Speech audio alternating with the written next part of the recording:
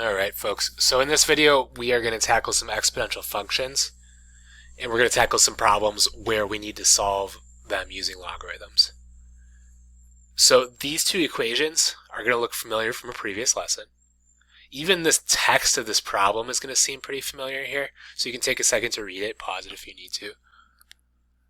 And what we're looking for now is the time. So the question is, how long would it take for the value to reach 27,200? Okay, so in previous versions of this problem, we were solving for an amount of money. So it'd be like, she's investing for 5 years, how much money does she have? Here, we want to know how long it takes to reach her goal, right? So you can think back to that problem I put in front of you in a previous lesson about saving for college. Say you have a goal amount of saving for college.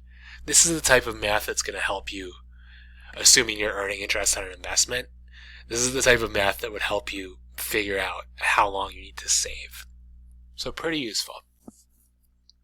Okay, so we are compounding annually here, and that means, you should remember this, that relates to this equation here, whereas this equation is compounding continuously. How do you spell annual? No, two N's. Compounding annually. Okay, so I'm going to plug in what I'm given. So my equation is going to be y equals 20,000. So that's from the text. 1 plus r, well, 6.2% is 0.062%, or 0.062 as a decimal rather.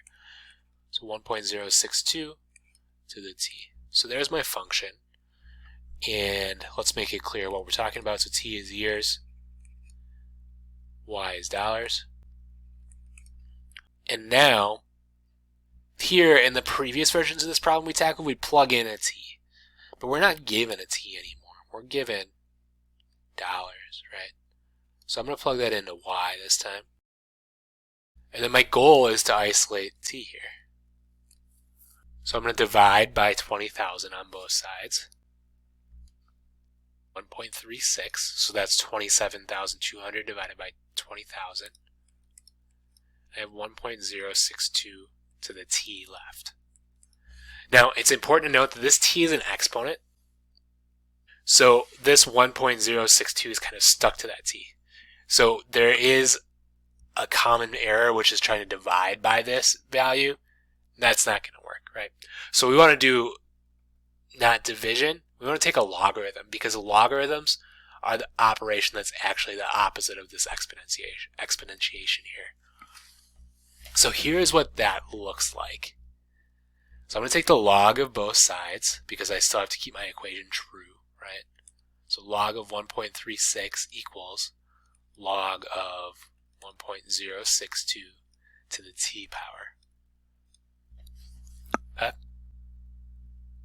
Now, keep in mind these are both just numbers. So if I type this into my calculator, or log of 1.062 at least into my calculator, I get a decimal.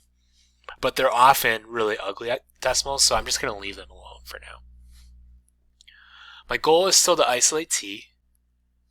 So I'm going to use one of my rules now, so that we learn those rules for a reason. And that rule is that if I have an exponent inside my log, I can pull that exponent out, right, and put it in front of the log. Okay? And then my last step here is going to be divide by log of 1.062 on both sides. So I'm going to say t is equal to, so t is now by itself, log of 1.36 over log of 1.062. Let me make that super clear, because this is the important new step. So what I did is I divided by this number on both sides. Just like if it was 2t, I'd divide by 2. Now, the reason it's useful to leave these logs in your work is because now I can just type this into my calculator exactly as is. And I'll show you what that looks like. Okay, so you can see I get t equals 5.11 something something, and it says round to the nearest tenth of a year, so 5.1 years. Okay, so here's what that looks like in my calculator. So I have log of 1.062 in the bottom of my division sign and log of 1.36 on the top. And the parentheses are important here because otherwise it's going to think that the log is inside the other log, and that's not what we want, right? So close parentheses after 1.36 divided by the bottom. Okay. So this would be a great time to pause the video before we move on. We're going to do one more example in this video, and then you're going to be good to tackle the problems. Okay, this is the same type of problem now, but this time we're compounding continuously. So he's got $75,000 in an account paying an interest rate of 6.8%, compounding continuously. So that means we're going to use that second type of function, right? So this has an E in it this time. Assuming no deposits or withdrawals are made, how long will it take to the nearest tenth of a year for the value of the account to reach $182,800? Okay, so we're going to plug everything in again. So that's going to be $75,000 is my starting value. Decent amount of money for Nathan here. 6.8%, so 0.068 t is equal to y. And then he wants to be super rich, $182,000. So $182,800 is my y.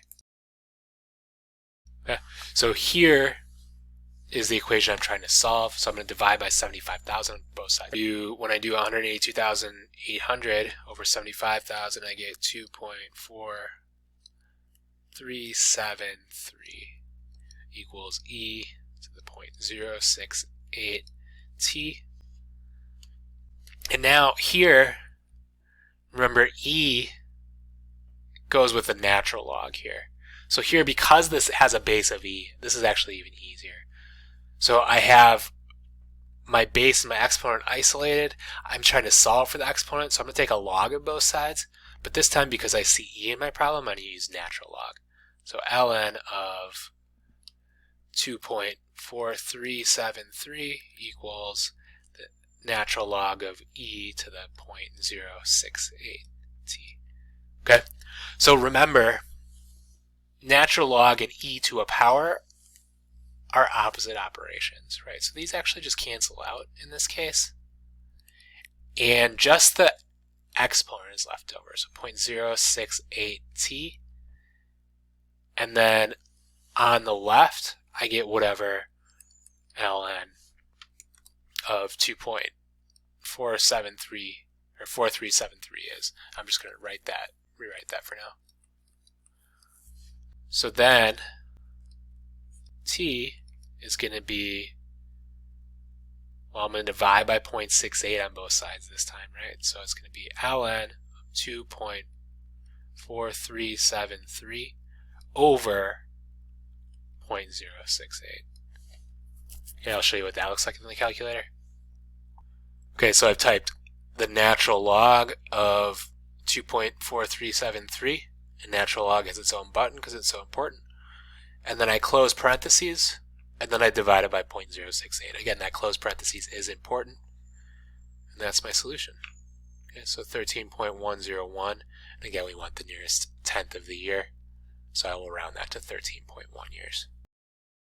Okay, so that is that, my friends. Remember, if you are stuck, check out the Delta Math examples,